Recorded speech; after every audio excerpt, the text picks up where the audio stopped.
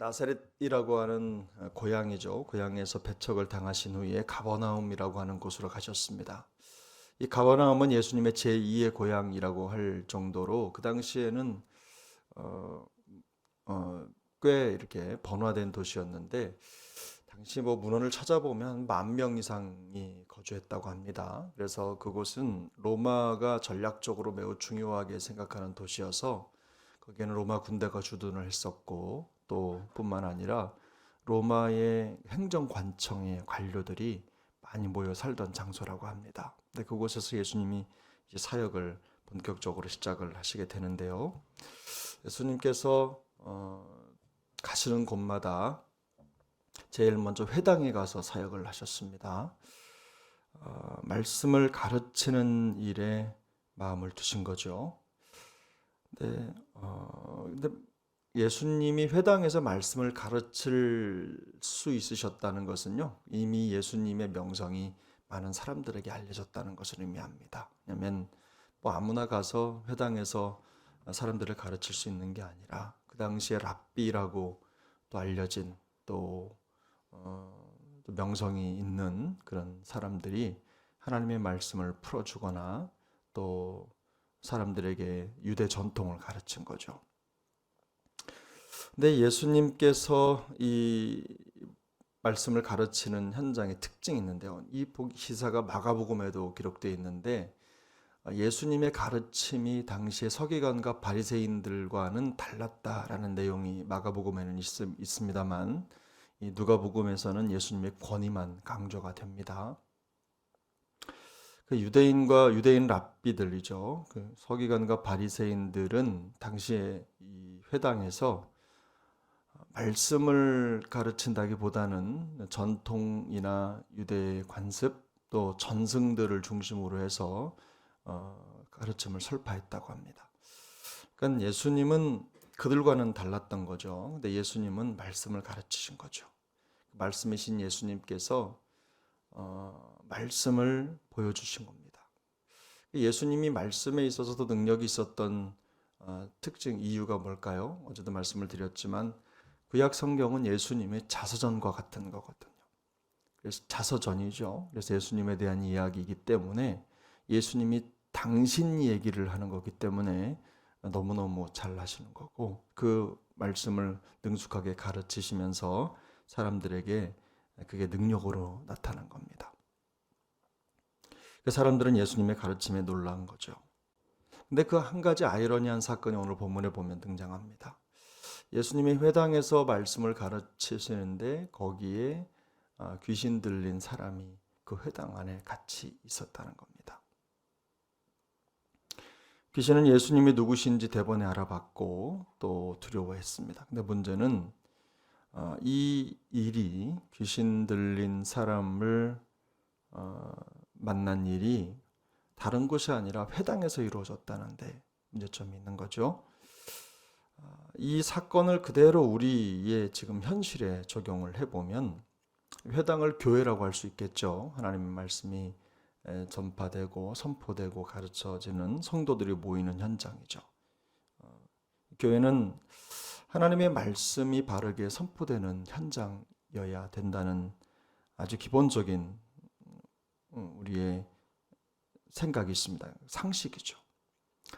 교회는 하나님의 말씀이 사실은 권위죠. 그게 떠나가면 교회는 생명력을 잃어버리는 겁니다. 어떤 전통이나 또 어떤 전승이 교회의 권위가 될 수가 없습니다.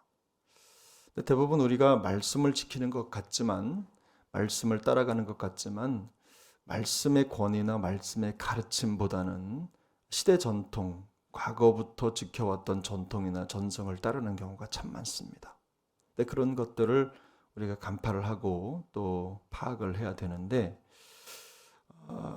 여러분 그걸 아셔야 돼요. 전통만 남아있는 교회는요, 나중에는 그 교회에 능력은 없고 더러운 것들이 자리 잡게 되는 겁니다. 오늘 본문에 나와 있는 것처럼 하나님의 말씀의 권위가 사라진 회당에 귀신이 들어와 자기 놀이터로 삼은 것처럼 교회가 말씀의 권위를 잃어버리면 교회는 세속적인 문화나 또 하나님이 원하지 않는 것들이 자리 잡고 주인 행세를 하게 되는 겁니다. 이 더러운 귀신이라고 하는 표현을 우리가 반드시 영적인 것만으로 생각할 필요는 없습니다. 물론 실제적인 현상이지만 이것들을 우리 시대에 그대로 적용을 해보면 이 더러운이라고 하는 말은요, 말씀에 저항하는 이런 뜻입니다. 하나님의 말씀을 바라보고 하나님의 말씀이 가르치는 것, 또 말씀이 가르치는 방향, 이런 것들에 대해서는 똑같은 방향으로 가지 않고 거슬러 가는 것, 그런 모든 것들을 얘기하는 거죠. 다시 말해서 세속적인 지극히 인간적인 사고나 문화들을 말하는 것입니다. 쉽게 말하면 하나님의 영과 말씀의 지배를 벗어난 것, 이런 것들이 여기서 말하는 더러운이라는 말의 의미입니다. 그래서 말씀의 바른 권위가 세워져 있지 않은 교회, 가정 혹은 개인, 이런 삶에는요, 다른 것들이 그 안에 들어와서 주인이 되는 겁니다. 그래서 교회가 말씀의 권위가 없으면 교회든 성도의 삶이든 더러운 것들의 놀이터가 되는 것이죠. 사랑하는 여러분, 우리 교회는 말씀의 권위가 있는 교회가 되기를 소망합니다. 말씀의 권위가 있다고 하는 말이 여러 가지로 해석이 될 수가 있지만 늘상 제가 말씀을 드리지만 말씀이 정말로 우리에게 있어서 제일 중요한 권위를 갖고 있느냐, 내가 그동안 일평생 가지고 있던 생각조차도 말씀 앞에 내려놓을 수 있느냐 라고 하는 질문을 우리 스스로에게 늘 던져야 됩니다. 그래서 말씀이 아닌 다른 것이 우리 주인 행세하지 않도록 그렇게 돼야 되는 것이죠. 그 서기관과 바리새인과 다른 예수님의 가르침의 권위가 바로 예수님 자신의 말씀이라는 것. 그래서 그 말씀에 익숙한 것이 그 권위의 핵심이라는 것을 우리가 주목할 필요가 있습니다. 그래서 하나님의 말씀을 읽고 듣고 지키는 일에 익숙해지면 사실은 그게 성도에게 있어서는 권위가 됩니다. 우리가 말씀을 읽고 듣고 지키는 일에 익숙해지면 그만큼 하나님의 영이 우리를 다스리겠죠. 그러면 영을 거스르는 더러운 것들은 우리 안에 자리 잡을 틈이 없게 되는 것입니다.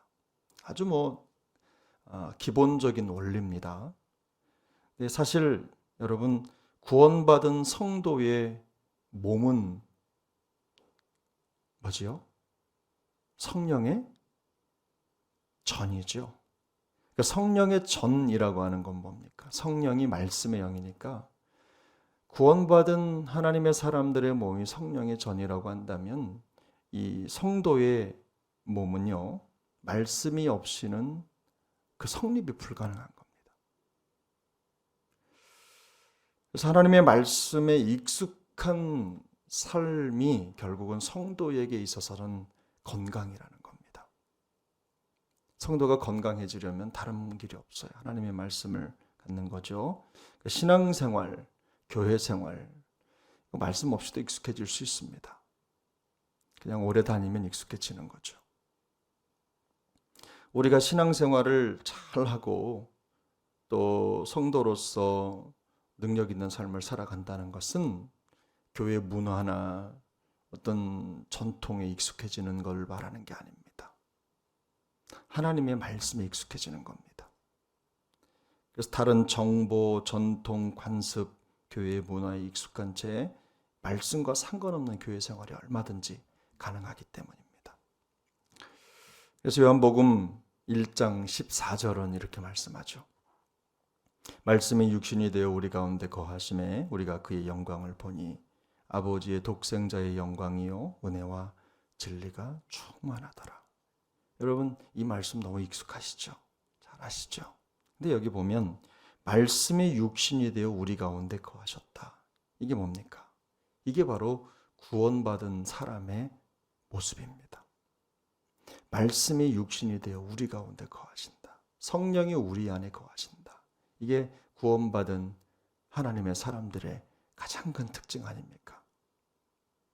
구원받은 사람의 가장 큰 특징은 말씀이 그 안에 있는 겁니다. 말씀 안에 있는 거. 또 말씀이 우리 안에 있는 것. 그래서 이 말씀이 우리 안에 있고 우리가 말씀 안에 있다는 건 뭐죠? 말씀의 지배를 받는다는 겁니다.